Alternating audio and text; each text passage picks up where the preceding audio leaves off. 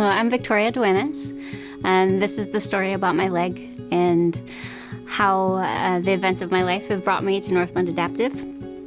Well, I was born without my leg. It was something that they had never figured out when I was in utero and was a great surprise when I was born.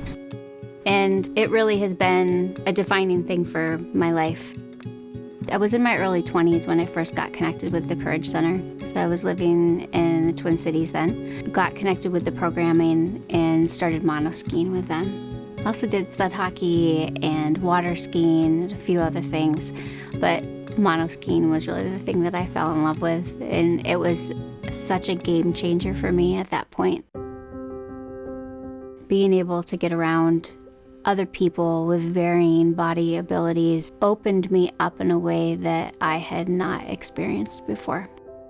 I had tried skiing several different times throughout my life and ended up in some not good situations, and for lack of coaching and equipment or whatever it might be. But the Courage Center got me into a monoski, and I had volunteers with me and coaches. That first year of monoskiing was the first time that I ever realized my leg and my abilities is something that I could be proud of. I ended up skiing with them for 2 years, and on the second year that I was in the program, I had a couple of things happen in the chairlift and another accident that I kind of had to step back for a little while. And it wasn't until I decided I was going to move back to Minnesota from the East Coast last year that I started thinking about the Courage Center. And at that point, the Courage Center was transitioning into being Northland Adaptive here in Duluth. And I actually reached out to them before I even moved here. This winter, I got to start monoskiing again. I had that same exhilarated feeling that I did all of those years ago, but I was terrified of getting on the chairlift. Was headed towards the chairlift with the entourage of people, my volunteers, coaches, everybody that was there to support me in that moment. And I totally chickened out.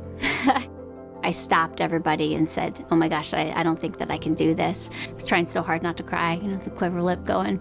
So Dom was the name of the volunteer. He looked at me and he said, Victoria, so many times, I have bailed on things so many times. On the chairlift, on the rock wall, in sports. It was so striking for him to say that to me. It was just the right thing, what I needed to hear. And really, what he was trying to convey to me was that I need to trust my intuition and trust myself when I know that it's the right time for me to do something. These are the types of things that happen in groups like this. We spend a lot of time laughing, we spend a lot of time being silly, super serious when we need to, showing our scars and showing our vulnerability.